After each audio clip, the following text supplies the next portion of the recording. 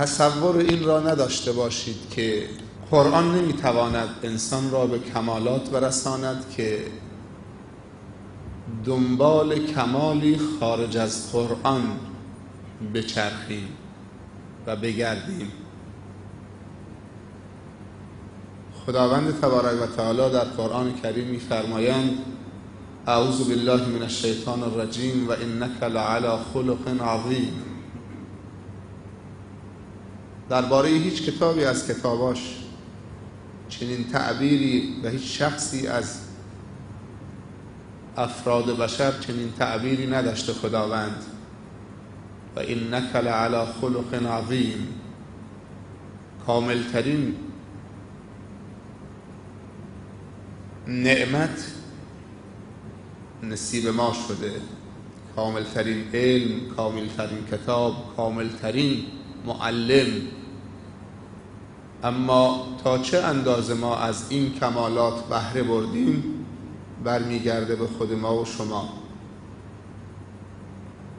تا چه اندازه شامل رحمت خدا شدیم و خود را آموزش دادیم و پرورش دادیم و متعلقین و وابستگان به خود را از این آموزش ربانی و پرورش و تربیت بهره مند ساختیم، این برمیگردد به خود ما و شما. تا چه اندازه ما و شما خواهان توفیقات الهی شدیم، این برمیگرده به خود ما و شما. ان الله لا یغیر ما بقوم حتی یغیروا ما بانفسهم. خداوند هیچ موقع اقدام به تغییر حالتی از احوال شما را نمی کند مگر اینکه خودتون خواهان تغییر و تبدیل به احسن باشید. اگر خداوند در ما نیت تبدیل شدن را و تلاش و حرکت تبدیل شدن را مشاهده کند، خداوند ما را نصرت و یاری می کند. همونطوری که عرب جاهلی که در گمراهی آشکار به سر می برد، چطوری وقتی انگیزه های خوب شدن در اونها ایجاد شد و خواهان پیدا کردن راه نجات شدن و برای رسیدن به اون راه تلاش کردن و هجرت کردن، چطوری خداوند در عمر کوتاه اونها برکت قرار داد و در فاصله 23 سال به کجا رسیدند؟ برسد آدمی به جایی که به جز خدا نبیند، بنگر تا چه حد است مقام آدمیت. فکر نکنید ما مدت زمان طولانی 1000 ساله لازم داریم تا تربیت بشویم. تربیت در 1 ثانیه هست. توجه قلب ما و شما به سوی خدا، این یعنی تربیت. پیامبر صلی الله علیه و سلم درباره حضرت ابوبکر صدیق رضی الله عنه می‌فرمایند ابوبکر بوی سبقت را نربودند مگر با چیزی که در ژرفا و صمیم قلب او جا گرفت و اون نور هدایت و ایمان بود. اون چیزی که در دلش جا گرفت. مهم خواستن هست. کی دل ما هوای خدا و راه خدا بکنه. راههای میانبر هست. با جهل و بدعت و ریا و خودنمایی اگه 100 سالم عبادت بکنی به جایی نخواهید رسید. پس کافیه که این دل آگاهانه هوای خدا بکند. تحولات بعدیشو ببین. به این دل اجازه ندیم حب غیر از خدا و حب غیر از کسانی که حب خدا را دارند و حب عملی که حب خدا و رسول خدا در اون هست جا بده و دل را چرکین کند که اگر خدا بخواهد بر اون دل نگاه کند نتواند نگاه کند. آینه زمانی انعکاس می‌دهد که آینه پاک باشد. خداوند امشب اونم در شب جمعه نمازگزاران این مسجد را با کمی گرما آزمایش کرد. با کمی گرما یکی از این کانتورها ظاهرا سوخته، بعد از نماز مغرب سوخته، میسوزد، برقه. ولی ایمان ما که با این اتصالی نمیسوزد، با اتصال دوتا سیم که نماز نمیسوزد، روزه نمیسوزد، ایمان نمیسوزد، تقوا نمیسوزد، اتصالی برقه. نهایتش یک کولر بسوزد. تو این آزمایش شاید خیلی ها حتی تو صف نماز هم دچار وسواس شده بودن، حالا برم نرم، بمونم تا آخر، این برق درست میشه نمیشه، کولر راه اندازی میشه نمیشه، حالا چی شد؟ مسجد فلانجا رو ول کردم امشب، هوای خنک، آمدم اینجا اینطوری شد. ولی الحمدلله استقامت هم کردن، هم برادرها هم خواهرها. استقامت و پایداریه که نتیجه میدهد. ان الذين قالوا ربنا الله ثم استقاموا. نتیجه چی میشه؟ تتنزل عليهم الملائكه الا تخافوا ولا تحزنوا وابشروا بالجنة التي كنتم توعدون نحن أولياؤكم في الحياة الدنيا وفي الآخرة ولكم فيها ما تشتهي أنفسكم ولكم فيها ما تدعون نزلا من غفور رحيم ومن أحسن قولا ممن دعا إلى الله وعمل صالحا وقال إنني من المسلمين. ما تا چند سال دیگه تو رمضان واقعی قرار میگیریم. رمضان به معنای کلمه رمضان. معانی رمضان تو زمستان و سرما تحقق پیدا نمیکنه. معنی لغوی و اصطلاحی همیشه مرتبط به همن. معانی اصطلاحی شرعی همیشه ارتباط قوی با معنی لغوی دارد.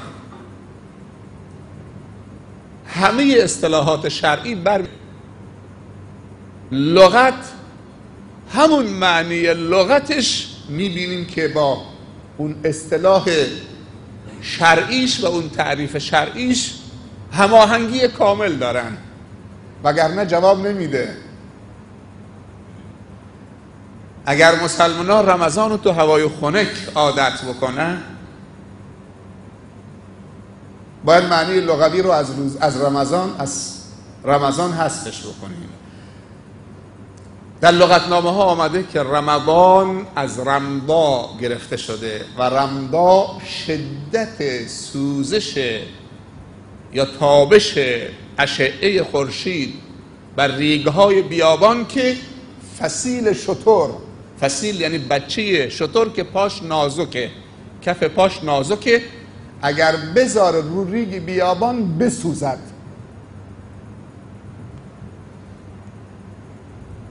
چون ماه رمضان یعنی شیمی درمانی شدن. یعنی آقای دکتر نشسته اینجا، دکتر نازنی، خدا حفظشون بکنه، یکی از افتخارات ما هستن. امروزه در اروپا روزه تجویز میکنن برای بیماری‌های صعب، بیماری‌های صعب العلاج، که ریشه اون بیماری رو بسوزونن. و امروزه از برق استفاده میکنن برای سوزوندن ریشه سرطان. شیمی درمانی چیه؟ پس رمضان شدت تابش خورشید در اوجش که بچه شتر که پاش هنوز کف پاش زخیم و کلوف نشده نتونه طاقت بکنه همراه مادرش یا پدرش روی ریگ‌های بیابان. و واقعا روزه شیمی درمانی است. سومو تصحو. اگر دنبال تندرستی است روزه بگیرید. ریشه های قوی و ثابت معصیت و نیت های پلید و بد و تفکرات و اندیشه های نادرست که چون زالو در ما فرو رفته و وجود ما را اسیر خودش کرده در رمضان میسوزاند. خاصیت رمضان سوختی می شود. وقتی سوخته شد سنگینی از بین می رود، سبک میشید، آماده پرواز و عروج. احساس میکنی که زمینی نیستید، آسمانی هستید. و همین رمضان و همین قرآن دوتایی به تو قدرت میدن که به سوی پروردگار و کمالات عروج کنید. و سبحان الله، رمضان و قرآن از خداوند التماس میکنن و خواهش میکنن که ای رب، من خوردنی و آشامیدنی را در روز رمضان از او گرفتم، تابع من شد، خدایا مرا در او شفاعت بده. و قرآن میاد میگه بارالله، من خواب شیرین شب و ازش گرفتم، گفتم قیام کن در نماز، مرا تلاوت کن. خوابشو کنار گذاشت، مرا تلاوت کرد که کلام تو باشم، مرا در او شفاعت بده. روزه یک عبادتی است که سرش نزد خداست. خیلی از جوانبش گفته شده، خیلی از فلسفه هاش گفته شده، در قرآن هم گفته شده. یا ایها الذین آمنوا کتب علیکم الصیام کما کتب علی الذین من قبلکم لعلکم تتقون. یکی از فلسفه های روزه تقواست، رسیدن به تقواست. ولی باز هم خداوند میگه صوم سریست بین من و عبدم. روزه سریست بین من و عبدم. سبحان الله، چه سریه! الله هم بین خودش و بندگانش اسرار دارد. یا ایها الذین آمنو، این خطاب بهش میگن خطاب ویژه، خطاب دوست جانانی، دوستی که از اون دوستی دوست داشتنی تر نیست. این خطاب ویژه در قرآن چیز حدود 64 بار صادر شده از خداوند، از دوست به دوست. بعضی جاها یا ایها الناس آمده، اما نزدیک 64 بار این خطاب ویژه یا ایها الذین آمنو، ای بندگان مؤمن من، ای کسی که ایمان آوردید. حضرت عبدالله بن مسعود رضی الله عنه اولین جوانی که با قرآن فریاد زد در جمع مشرکین بعد از رسول الله صلی الله علیه وسلم، این جوان عبدالله بن مسعود، یکی از حفاظ، یکی از فقها، یکی از قرا. برید زندگیش بخونید که واقعا تحول درش است. من لب مطلب زندگیش اینه که رسول الله صلی الله علیه وسلم با ابوبکر صدیق رضی الله عنه در اطراف مکه میچرخیدن، دیدن که یک جوانی با گلی در شعاب کوهها، دامنه کوهها داره حرکت میکنه. رفتن به طرفش، تشنه بودن، گفتن یکی از این بزهای شیری تو نمیدید تشنگی و آتشمون رو برطرف بکنیم؟ به این جوان گفتن. این جوان برگشت گفت که اینی مؤتمن، من امانت دارم. هنوز مسلمان نشده بودا. اینی مؤتمن. اینا 2 نفر بودن، قدرتش هم داشتن که جوانو سر مچش بگیرن، ادبش کنن، بزه رو بگیرن. رسول الله صلی الله علیه وسلم خیلی خوشش آمد از این امانتداری این جوان. یه جمله بهش هدیه داد در قالب دعا، گفت انک غلام معلم، تو جوان آگاهی هستید، تو جوان آگاهی هستید، آموزش دیده هستید، ملهمید. اولین کسی که با قرآن فریاد زد و رسول الله صلی الله علیه وسلم بهش گفت که مواظب باش خونینت میکنن، ولی این خونگرمی جوانی وقتی که با ایمان آمیخته میشه دیگه هراسی نداره. ما کنار دریا هستیم، باور کنید جوانای ما سیلی میخورن به خاطر یه تاق پارچه، سیلی میخورن، فوش میخورن، نیروی انتظامی، بگیر بزن، تیر میخورن، خاطر دین خدا. اون گفت اینی مؤتمن، چقدر خوشش آمد، من امانت دارم. خودتون میدونید میخوای به زور بگیرید. انک غلام معلمون. به برکت همین دعا عبدالله ابن مسعود یک از فقهای صحابه شد و یک از حفاظ شد و یک از مفسرین شد.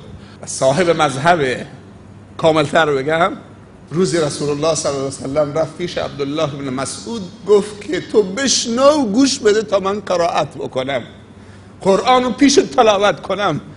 عبدالله ابن مسعود جا خورد، گفت یا رسول الله صلی الله علیه وسلم میخوای من گوش بدم؟ قرآن بر تو نازل شده.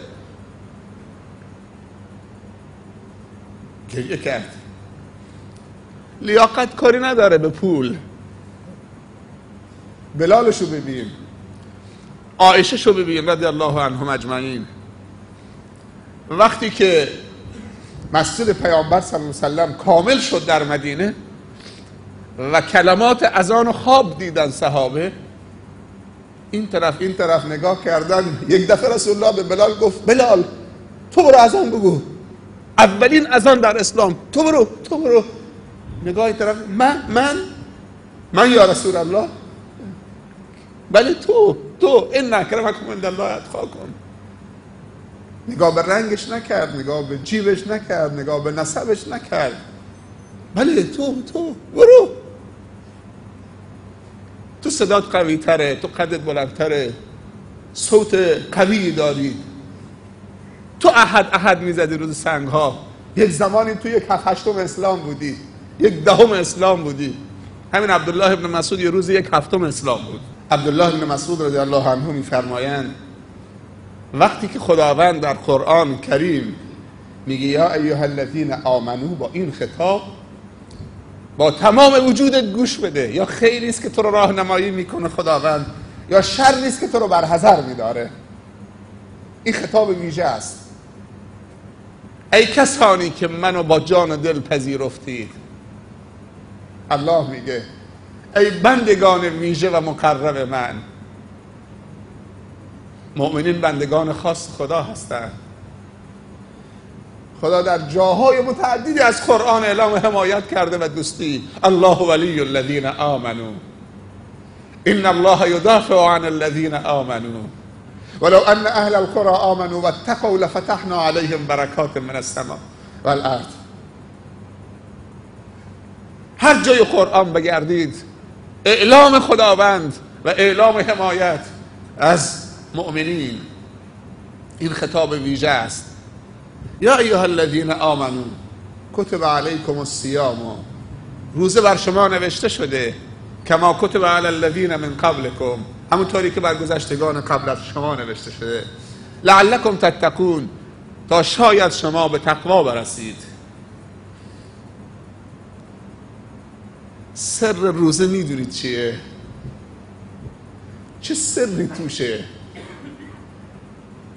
در روز رمضان، در روز گرم تابستانی رمضان، معمولا حالا تصور بکنید ساعت 2-3 بعد از ظهر، کسی که اعمال سختم انجام میده، کارگری میکنه، میره سر کار، وقت استراحتش کمه، برمیگرده فراموشی بهش دست میده که روزه است. یک دفعه میدوه به طرف یخچال، در یخچال رو باز میکنه، پارچو بلند میکنه، میرزه تو لیوان تا کنار لبش. یک دفعه یادش میاد،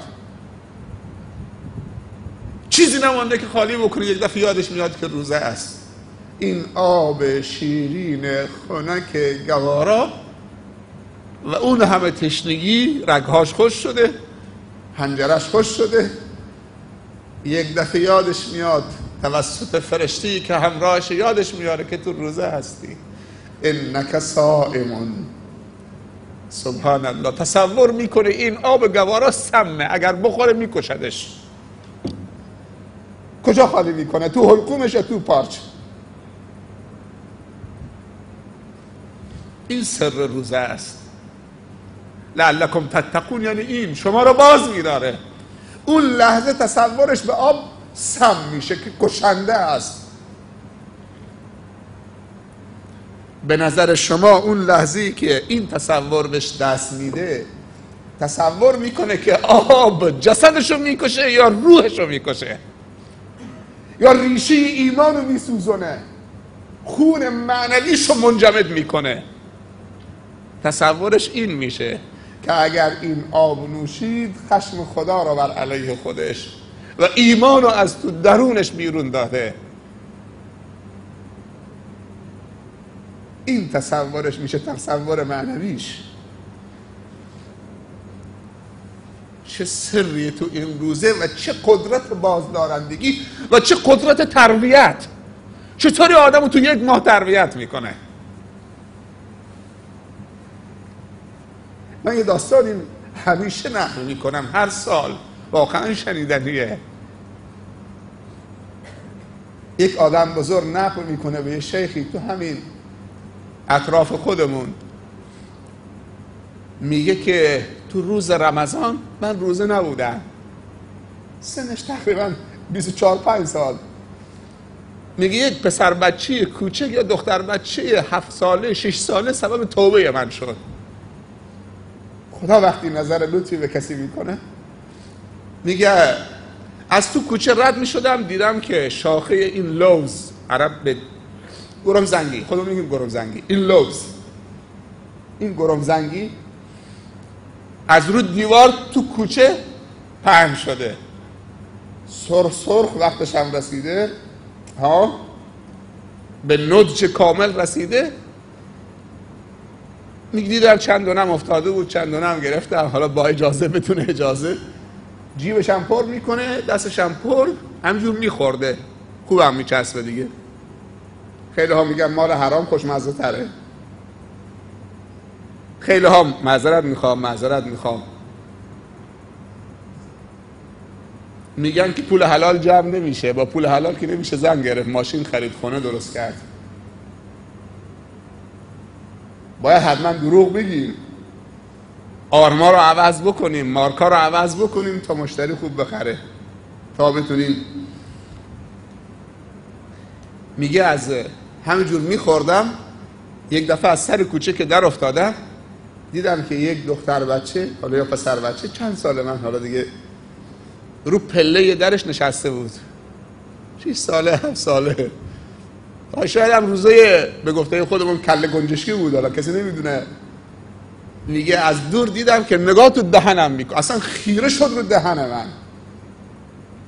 تو دلم میگفتم تو صبر کن به این پله ها مقابلت برسم، چند تا از اون سرخای قشنگ و اون بزرگاشو بهت میدم، بابا تو صبر کن، من دارم میام دیگه.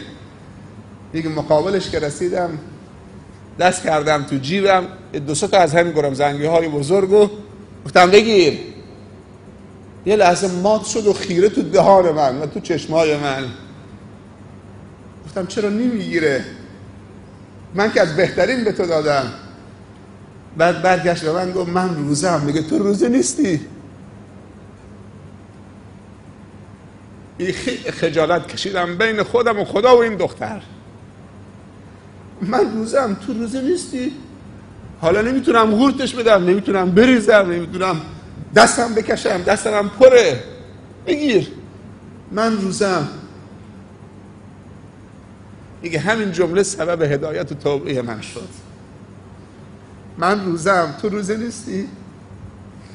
یه 7 ساله به یه 25 ساله دیگه. این خیلی خجالت کشیدم. ماه رمضان یک هدیه ویژه هست. روزه خداوند به همه امتها داده، اما ماه رمضان با همه ویژگی‌هاش فقط به امت محمد صلی الله علیه و سلم داده. ماه رمضان تو مکه و مدینه هم خیلی میچسبه. تصمیم بگیرید جوانا با هم ثبت نام بکنن. عمره در رمضان مثل حج همراه پیامبر صلی الله علیه و سلم هست. یک عمره در رمضان مثل حج همراه رسول الله صلی الله علیه و سلم هست. اونجا یه حال و هوای دیگه است. حالا تعدادی از دوستانی که همراهمون بودن اینجا هستن، ولی خاطره ها رو بهتره که از اون نوجوانا و جوانا بشنن. ماه مبارک رمضان یک هدیه ویژه است. خداوند تبارک و تعالی نمردیم یک بار دیگه اون ابرهای بارانزاشو که مملو از باران رحمتش هست بر فراز ما و شما و برادران ما و شما و جهان قرار داد و این باران رحمت شروع به باریدن کرده. الان 14-15 روزه که شبان روز داره میباره. این ابرهای رمضانی پر آبه، بارانزاست، ولی بارانی از نوع دیگر، به شرطی که چتر رو سرت نذاری تا بریزه رو سرت، به شرطی که زیر سقف نرید از خودتو کنار بگیرید، به شرطی که کنار نکشید. خیلی رحمته، تصورش نمیشه کرد چقدره، واقعا تصورش نمیشه کرد، اصلا نمیتونی جمعش کنی. ما دو چیز مبارک داریم و مقدس. یکی اماکن مقدسه که در دنیا فقط 3 جاست. خوب دقت بکنید. یکی اماکن مقدسه که در دنیا فقط 3 جاست و برای رسیدن به این 3 تا مکان هزینه لازم هست، هزینه مادی. برای همه کس مقدور نیست که بره به اونجا و یک سری زمانهای مقدس مبارک داریم که هدایت و حسنات و برکات و فیوزات و رحمات درش افزایش پیدا میکنه که قابل دسترسی است برای همه. مکانو نمیشه بلند کرد بر جای دیگه. کعبه و مسجد الحرامو نمیشه بلند کرد آورد تو سورو، بندر عباس، تو بلوچستان، تو کردستان، جاهای دیگه. حتما باید رفت اونجا تا از اون فیوزات و برکات اونجا که هر نماز فرض در مسجد الحرام 100,000 سنت و فرضش، در مسجد النبی هر نمازی 1000 نماز. اگه تو رمضان واقع بشه 100,000 رو بزن ضرب در 70 چقدره؟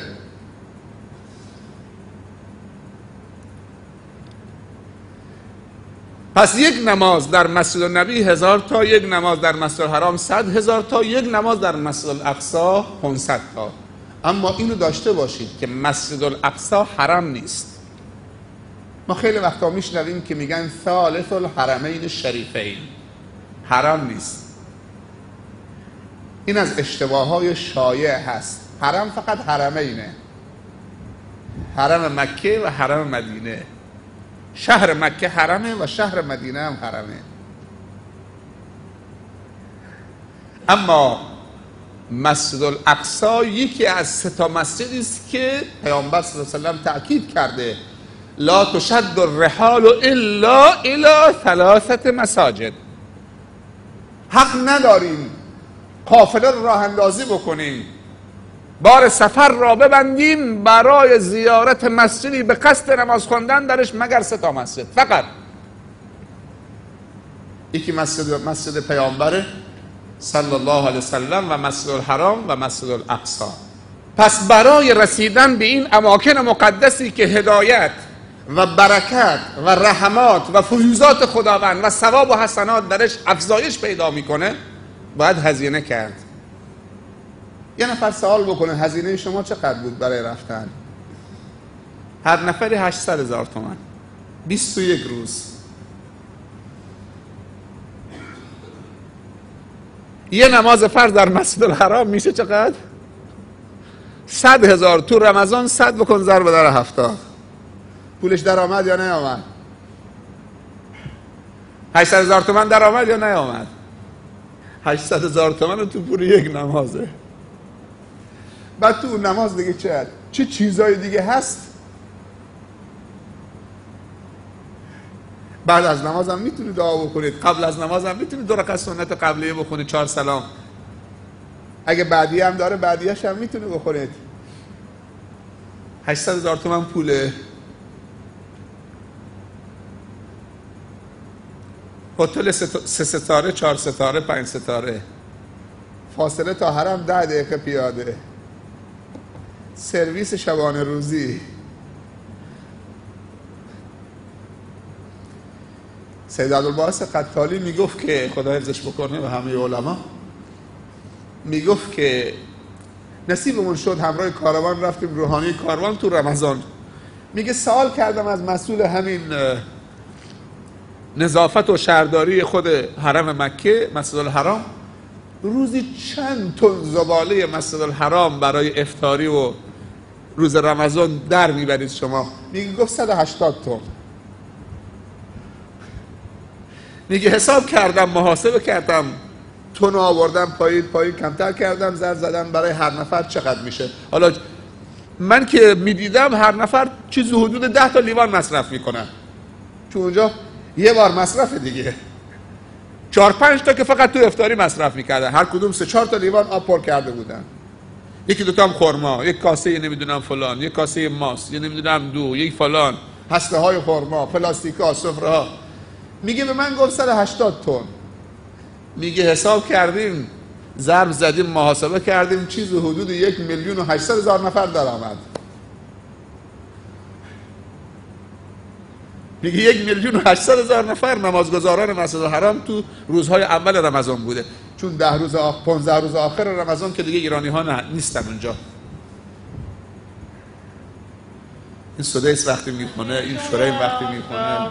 اللهم أصلح لنا ديننا الذي هو عصمة أمرنا وأصلح لنا دنيانا التي فيها معاشنا وأصلح لنا آخرتنا التي إليها معادنا واجعل الحياة زيادة لنا في كل خير والموت راحة لنا من كل شر.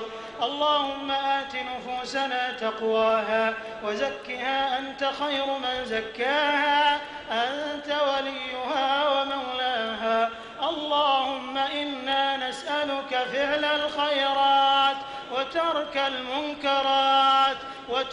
المنكرات وحب المساكين وأن تغفر لنا وترحمنا وإذا أردت بعبادك فتنة فاقبضنا إليك غير مفتونين برحمتك يا أرحم الراحمين. اللهم أسعدنا بتقواك واجعلنا نخشاك كأننا نراك. اللهم إنا نسألك نفوسا توابة وقلوبا أوابة لا شاكة ولا مرتابة. اللهم إنا نسألك نفوسا مطمئنة تؤمن بلقائك وتقنع بعطائك وتصبر على بلائك يا أرحم الراحمين. اللهم إنا نسألك الجنة وما قرب إليها من قول وعمل ونعوذ بك من النار وما قرب إليها من قول. 1,000,000 که ظرفیت مسجد النبیه. الان هم مسجد الحرام توسعه میدادن، هم مسجد النبی. جا نیست. بعد از حج هم توسعه بزرگ مسجد الحرامه. الان توسعه فقط چه صفا و مروه بود. بعد از حج توسعه بزرگ.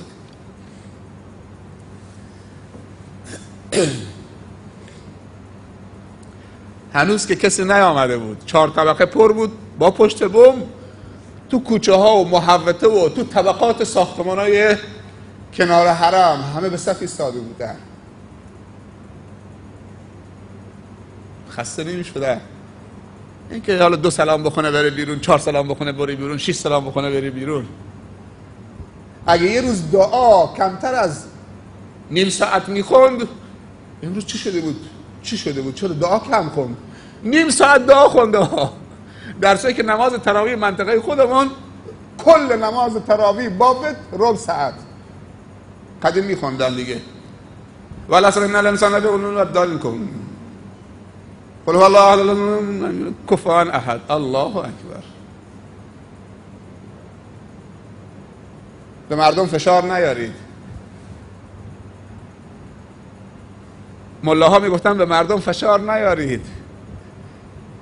ما باید بگیم مردم رو محروم نکنید. مردم رو محروم نکنید، جوانان رو محروم نکنید. جوان از ماهواره بریده آمده تو مسجد، تو میگی کم بخون، سریع بخون. میدونی معنی کلام خدا چیه؟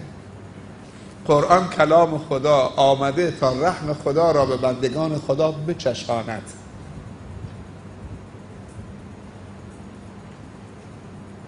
یه ختم قرآن تو تراویح 3,210,000 حسنه. کمه؟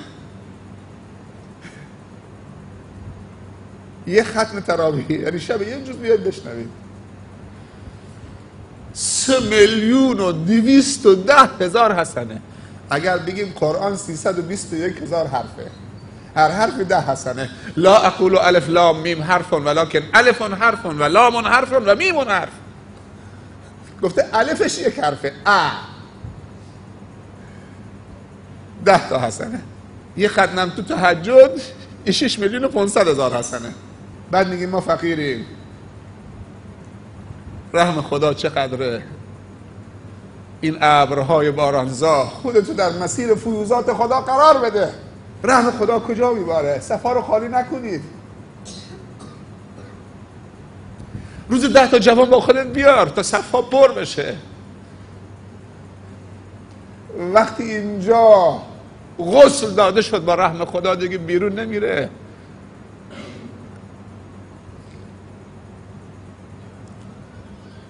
بی نهایت رحم خدا. یه حدیثی بگم، همش آیه و حدیثه. پیامبر صلی الله علیه وسلم میفرمایند اول ماه مبارک رمضان که شروع میشه، هلال ماه رمضان که دیده میشه، خداوند 2 تا ملائکه موکل میکنه به هر انسانی که در گوش چپ و راستش بگن یه حرفی. در گوش راستش ملائکه میگه که خیلی این ندا عاطفیه ها، خدا دیگه همیشه کریم و سخی است، اما سخاوتش به نمایش میذاره تو ماه رمضان و تو 10 شب آخر رمضان التماس بندگاش میکنه، التماس بندگانش میکنه. یه ملائکه میفرسته در گوش راستش میگه یا باقی الخیر ابشر، ای کسی که خواهان خیر بودی، ماه پر خیر و برکت رمضان آمده، ابشر، بشارت به تو. یا الله یا باقی الخیر ابشر، ای کسی که خواهان خیری، بشارت به تو، ماه پر خیر و برکت آمد. اونقدر پر خیر و برکته که حتی میری، معذرت میخوام، بیت الخلا. میدونی بیت الخلا چیه؟ بیت الخلا مستراح. اونقدر این ماه برکته که با رفتن دستشویی و قضاء حاجت و تو مستراح هم رفتن برکتش قطع نمیشه. کسی رفته دستشویی بر بگرده بگه روزم باطل شد؟ شده؟ ولی تو نماز 4 رکعتی، نماز فرض، اگه حرف بزنی نمازت باطل شد. اگه یه بادی ازت خارج بشه، نه اینکه مدفوع ادرار بکنی، یه صدایی ازت خارج بشه، اصلا نمازت باطله. تو نماز حرف بزنی نمازت باطله. تو نماز بخوابی چرت بزنی نمازت باطله. ولی روزه هستی حرف هم میزنید باطل میشه. سر اینه ها، این سر تو هیچ عبادتی نیست. سبحان الله.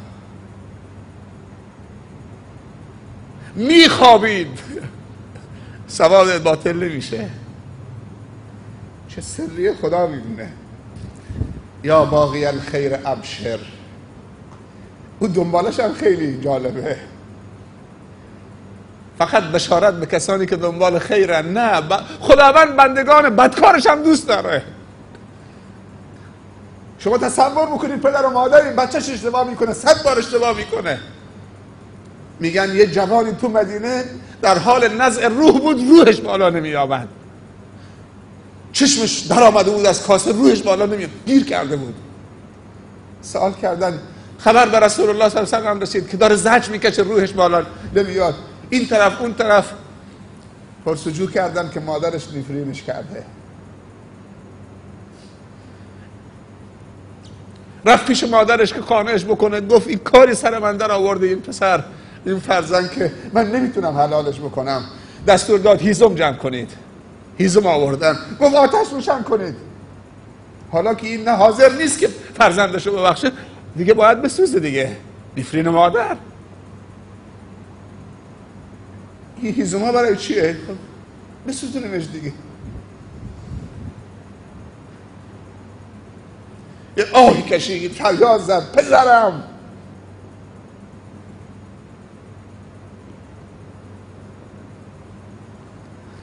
پسرشو در آغوش گرفت، حلالش کرد، روحش بالا آمد. نفرین پدر و مادر نمیشه نادیده گرفت. دعای پدر و مادرم در حق اولاد مثل دعای نبی است در حق امت. ولی ما میگیم کی میمیری؟ پیرمرد خرفتی از راحت بشین. جدی میگم.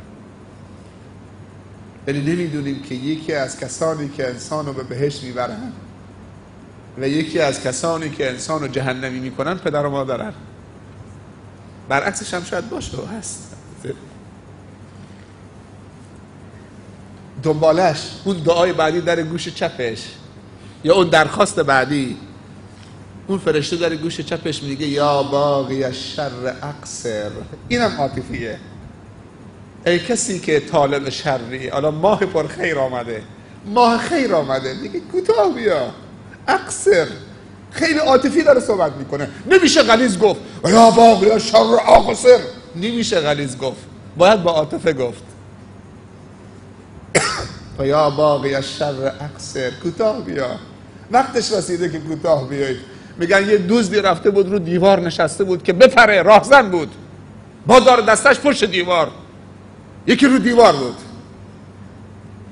زمان قدیم دیگه این سر صداهایی که امروز هست، کلر و فلان و برق و ماشین نبوده که. شب بوده، سکوت مطلق. میگه دزده میخواسته بپره تو خانه، عرب بوده دزده، از داخل خانه صاحب خانه تو نماز استاده بوده شب. بعد از هم این آیه رو تکرار میکرده، الم یعن للذین آمنوا ان تخشع قلوبهم لذکر الله. آیا وقتش نرسیده کسانی که ایمان آوردن دلهاشون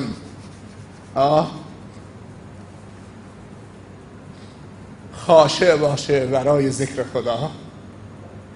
این دزده میخواست بپره، یه مکسی کرد، دوباره این آیه رو تکرار میکرد. نمیفهمید که دزد رو دیواره که، و دزدم متأثر میشه. یه وقتی دزدی میکنه خسته میشه از دزدی، شراب میخوره خسته میشه. دوباره آیه تکرار کرد، وعده ملاقات کلام خدا با دل این دزد رو دیوار صاحب خانه بوده. دوباره تکرار کرد الم یعن للذین آمنوا ان تخشع قلوبهم لذکر الله. اون قدر تکرار کرد یک دفعه دزد رو دیوار گفت بلا یا ربنا، وقتش رسیده که دل من باز بگرده به تو. رو دیوار برای دزدی کردن رفته بود، خودش و دار و دستش همه توبه کردن.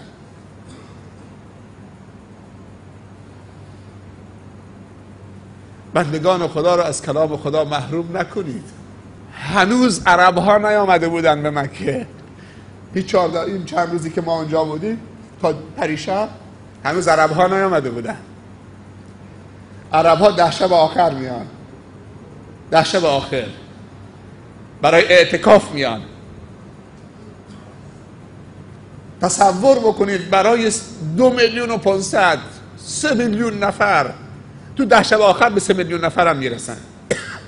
دنبالش انشاءالله فردا شب هستیم در خدمتتون. و همین اندازه بسنده میکنیم. خداوند به ما و شما مزید توفیقاتش رو عنایت بفرماید.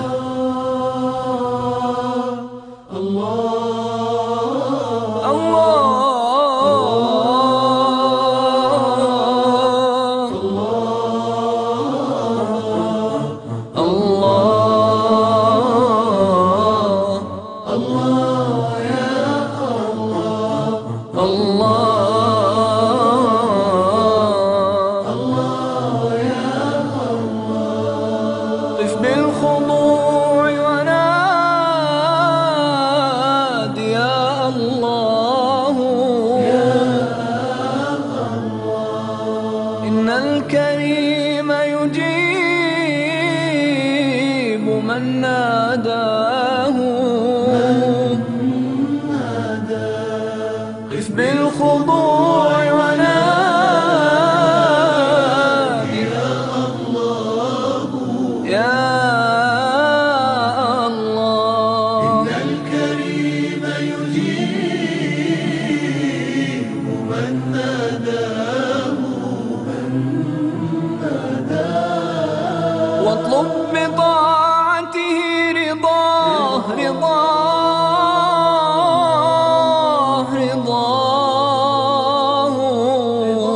فلم يزل بالجود يرضي طالبين رضاه. فلم يزل بالجهود يرضي طالبين رضاه. قف بالخضوع وناد يا الله يا الله، إن الكريم يجيب من ناداه. واسأله مغفرة وفضلا إنه مبسوطتان لسائليه يداه. واقصده منقطعا إليه فكل من يرجوه منقطعا إليه كفاه. يرجوه منقطعا إليه كفاه. شملت لطائفه الخلائق كلها، ما للخلائق كافل إلا بالخضوع وناد يا الله يا الله. فعزيزها وذليلها وغنيها وفقيرها لا يرتجون سواه. فعزيزها وذليلها وغنيها وفقيرها لا يرتجون سواه. يا الله، ملك تدين له الملوك ويلتجي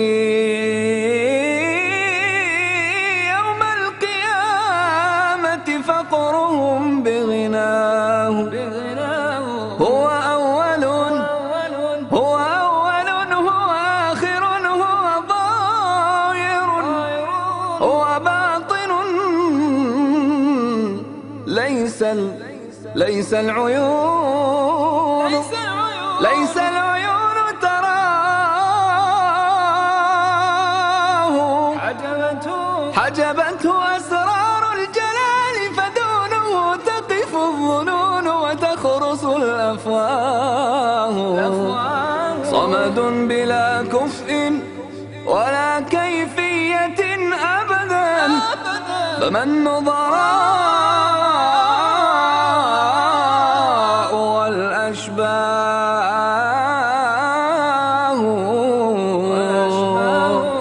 فمن